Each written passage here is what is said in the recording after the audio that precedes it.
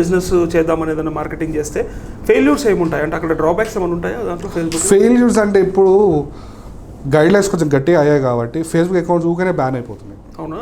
Hack అవ్వడం కూడా ఉంటుంది కదా సార్? హ్యాక్ అవ్వడం అంటే ఇప్పుడు రీసెంట్గా నాకు జరిగింది చెప్తాను, అంటే it's a true story.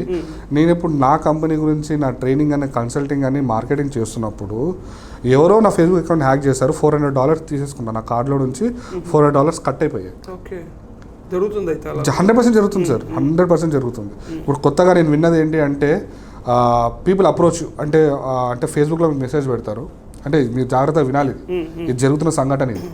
Okay, people are approaching you, మీ ఫేస్బుక్ ప్రొఫైల్ హ్యాక్ చేసేసుకొని ఫ్రెండ్ని డబ్బులు అడగడం, అది ఇప్పుడు రెగ్యులర్ ప్రాక్టీస్ అవుతుంది. దాంతో పాటు ఇప్పుడు కొత్తగా ఉన్న ప్రాక్టీస్ 1 వీక్ నుంచి స్టార్ట్ అయ్యింది. ఇంకా మార్కెట్లోకి చాలా మందికి తెలియదు ఇది. మీరు జాగ్రత్తగా ఉండండి. మీరు ఏం చేస్తున్నారు అంటే, నేను మార్కెటింగ్ ఏజెన్సీ నడుపుతున్నారు అనుకున్నాం అనుకోండి, సరేనండి నాకు మార్కెటింగ్ ఏజెన్సీ నడుపుతున్నాను, మీకు ఏం కావాలి అని అడుగుతారు. అడిగినప్పుడు నా వెబ్సైట్ ఉంది, దాన్ని మార్కెట్ చేయాలంటారు. సరే నేనేమడతాను, మీ వెబ్సైట్ డీటెయిల్స్ ఇవ్వండి నాకు అని అడుగుతాను. వాళ్ళు తెలివిగా ఏం చేస్తున్నారంటే ఒక జిప్ ఫైల్ పంపిస్తున్నారు. ఆ జిప్ ఫైల్ ఓపెన్ చేయగానే మీ బ్యాంక్ అకౌంట్ డీటెయిల్స్ వాళ్ళకి వెళ్ళిపోతున్నాయి. ఓకే, ఇది 1 వీక్ నుంచి మేము అబ్జర్వ్ చేసింది. సో మీరు జాగ్రత్తగా అలాంటి జిప్ ఫైల్స్ మీరు ఎట్టి పరిస్థితుల్లో యాక్సెప్ట్ చేయకండి. ఎంబటే ఆ అకౌంట్ని బ్లాక్ చేసేయండి. ఆ పర్టికులర్ పర్సన్ ఎవరైతే పంపించారో బ్లాక్ చేసేయండి. అంటే అది ఎలా తెలుస్తుంది మనకి? అంటే వాళ్ళు పంపించిన ఫైల్ నిజంగానే కంపెనీ డీటెయిల్స్ అయ్యి ఉంటాయి అని చెప్పి క్లిక్ చేస్తారు కదా, మరి అదే ముందే నుంచి తెలిసిపోతుంది సార్. అది మనకి వాళ్ళని వెబ్సైట్ అడ్రస్ అన్నప్పుడు వెబ్సైట్ అడ్రస్ పంపించాలి, కానీ జిప్ ఫైల్ పంపించడంలో ఉద్దేశం ఏంటి అంటే ఆల్రెడీ మా కొలీగ్స్ కొంతమందికి అయ్యాయి కాబట్టి, చాలా మందికి ఆన్లైన్లో జరుగుతూ ఉన్నాయి కదా, ఆన్లైన్ ఫ్రాడ్స్ జరుగుతున్నాయి కాబట్టి కొంచెం జాగ్రత్తగా ఉండాలి. ఫ్రాడ్స్ ఎక్కువ అవుతున్నాయి. ఇప్పుడు మీరు ఫేస్బుక్ హ్యాకింగ్ అన్నారు. ఫేస్బుక్ హ్యాకింగ్ ఎప్పుడు అవ్వదు అంటే 2 ఫ్యాక్టర్ అథెంటికేషన్ అని ఉంటుంది.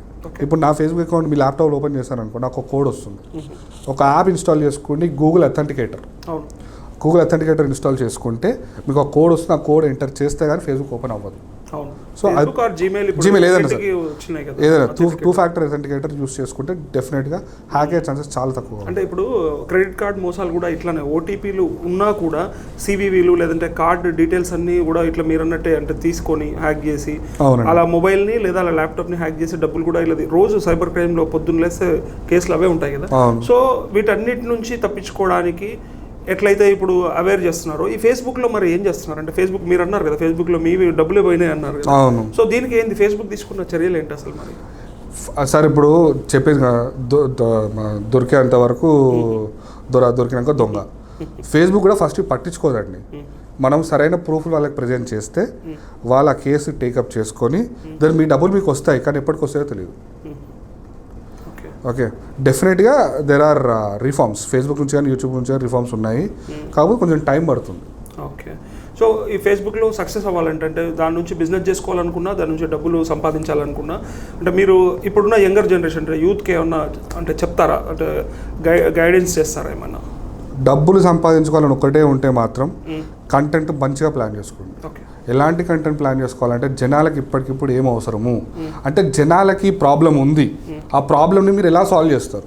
ఫర్ ఎగ్జాంపుల్ నాకు బ్యాక్ పెయిన్ ఉంది, అనుకోండి. ఈ బ్యాక్ పెయిన్ వల్ల ప్రాబ్లమ్స్ ఏంటి, బ్యాక్ పెయిన్ ఎలా మీరు రెమెడీస్ ఏంటి, అలాంటి ప్లాన్ చేసుకొని కరెక్ట్ కంటెంట్ పుష్ చేశారనుకోండి, డెఫినెట్గా వ్యూవర్స్ ఉంటారు. నాలాగా బ్యాక్ పెయిన్స్ ఉన్న వాళ్ళు చాలామంది ఉంటారు, వ్యూవర్స్ ఉంటారు, వాళ్ళు డెఫినెట్గా కనెక్ట్ అవుతారు. కనెక్ట్ అయినప్పుడు డబ్బులు కూడా సంపాదించుకోవచ్చు. అంటే content is major important point here.